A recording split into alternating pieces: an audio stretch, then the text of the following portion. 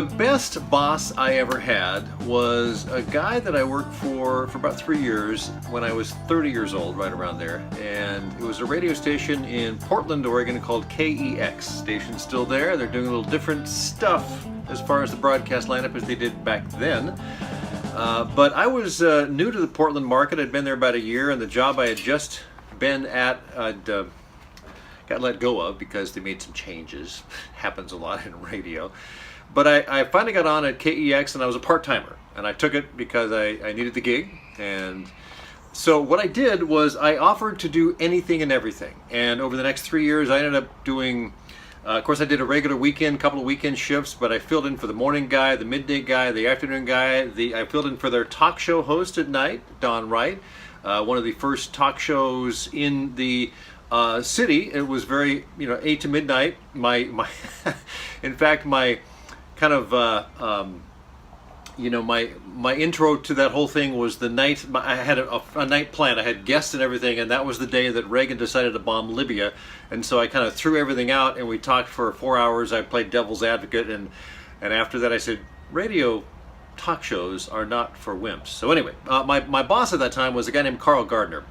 Carl was a great boss because what he did was every couple of months we would have what we call an air check session, and that would mean you'd go in with a tape of one of your recent shows, which had all the music edited out. It was just scoped down, as we like to call it, and we'd sit and listen to it for about a half an hour, and he'd make notes and we'd talk about it. And what he did that I thought was interesting, unlike any other program director I had ever had, he said, you did this good, you did this good, you did this good, you did this good, and I'd like you to work on this, this, this, and this. And so you went away feeling great. You couldn't wait to get back on the air, and I thought that was a great way to do it.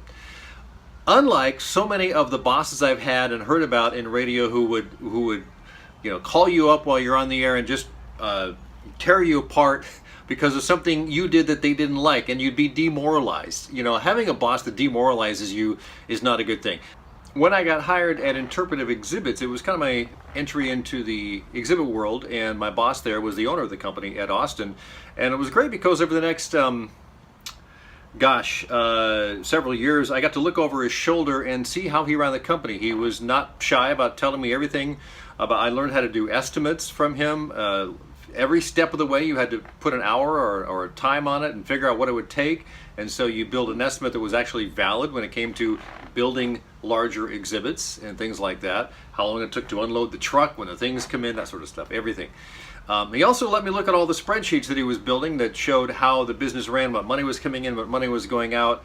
And so it was really an educational process. And so I really enjoyed that process as well, and so I would call him one of the better bosses I've had, certainly. But I've had some pretty bad bosses over the time. There was a time that my very first job in radio was a guy up in the Dalles, Oregon, at a little station that I was at, in which he would basically, I was a music director. I got hired to do an on-air show, and about a week later, one of the guys that hired me said, "Hey, we need a music director." And I said, "I like music, I can do that." So I was music director.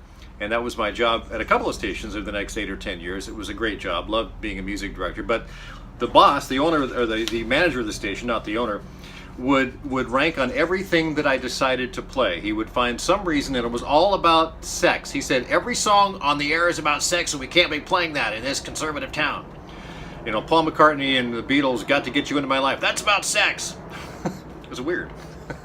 Anyway, thanks for joining me for Trade Show Guy Monday Morning Coffee for July 30th, 2018. I can't believe it's the middle of summer.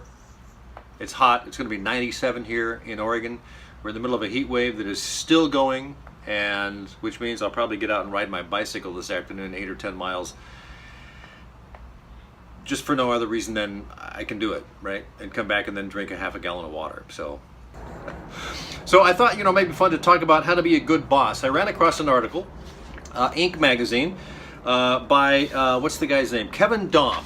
And I thought he's got an article called 10 Things Really Amazing Bosses Do. I'll share 5 and put a link in there. So, amazing bosses. Number 1, good bosses maintain control and get things done. Amazing bosses know efficiency can be the enemy of efficacy in the long run, and so they work to create an atmosphere of expansive thinking. They empower their team with time, resources, and techniques. Good bosses foster a sense of community, making room for everyone, but amazing bosses form an internal culture by design rather than by default, making sure they attract the right people to get on the bus and then get them in the right seats. Number 3, good bosses invite creative thinking.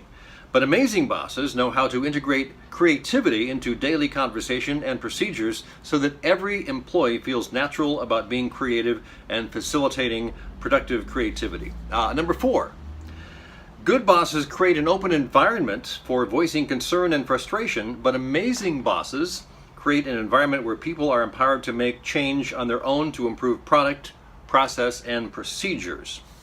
And number 5, good bosses encourage career development for their employees, but amazing bosses integrate learning and development into every job description so that personal growth is required and rewarded. I kind of edited these down in my mind and only read some of them, but there's another 5 or 6 to go, and there's a link once again in the show notes for that. So, Trade Show tip of the week, I thought it might be fun. By the way, I have 2 books out. One of them is called Trade Show Success on Amazon. The other one is Trade Show Superheroes and Exhibiting Zombies, which is kind of a compilation of lists I published on the blog. It's some fun stuff, including this one. We'll see how far I get.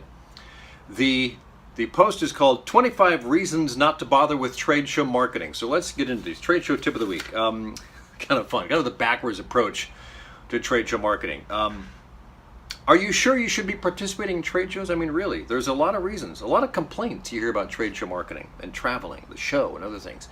So number 1, it's expensive. Number 2, you usually have to travel and you hate traveling. Number 3, logistics are a bear. Hard to understand, especially if it's not something you do more than a time or two a year. So logistics, dealing with that, especially if you're in charge of that, man. Number 4, shipping an exhibit costs an arm and a leg. It's true. Number 5, did I mention the drayage? Oh boy.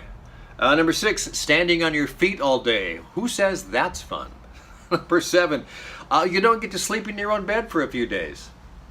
Back to the I don't like traveling bit. Number 8, your suitcase won't fit in the trunk of the rental car. I actually had this happen. They switched me to like a sports car, and I had to put the suitcase in the back seat, which wasn't very big either. Number 9, flying sucks. If you don't like flying, you know. Number 10, so many unexpected challenges on the road. You're not in a familiar place. You don't know how to get around. You know, you got to find transportation, everything. So number 11, deadlines. You know, the date on the calendar does not change, and so you got to get things done.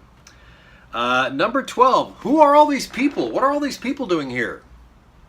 And number 13, your hired professional presenter wasn't all that professional. So anyway, some fun things on 25 Reasons Not to Bother with Trade Show Marketing. That is from Trade Show Superheroes and Exhibiting Zombies. In case you didn't know, this is the Trade Show Guy Monday Morning Coffee, and appreciate you listening.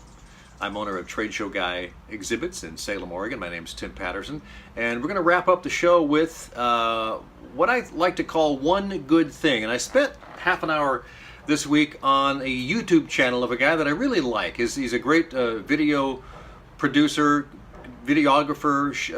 It's just fun stuff. Casey Neistat is on YouTube. And, you know, I know I think he's had an HBO show. I'm not really sure, but he's pretty well known. He's got like 10 million followers almost on his YouTube channel. His videos get regularly millions and millions of views. I ran across one just this morning that was like 28 million views. So he popped something on in the morning, and by the end of the day, it's 500,000 views. A lot of people know about this guy. If you don't, you should probably check him out as a videographer. And he's fun. He does a lot of fun stuff. He travels as much as he can. He's very open about how he lives his life in New York City and the studio he has. By the way, look up some of his videos and find the one that is the tour of his studio. Fascinating, very fascinating. So that's our one good thing of the week, is Casey Neistat's YouTube channel. A load of great fun and education and entertainment. And that's the Trade Show Guy Monday Morning Coffee for July 30th, 2018. Thank you so much for listening. And watching. What the heck?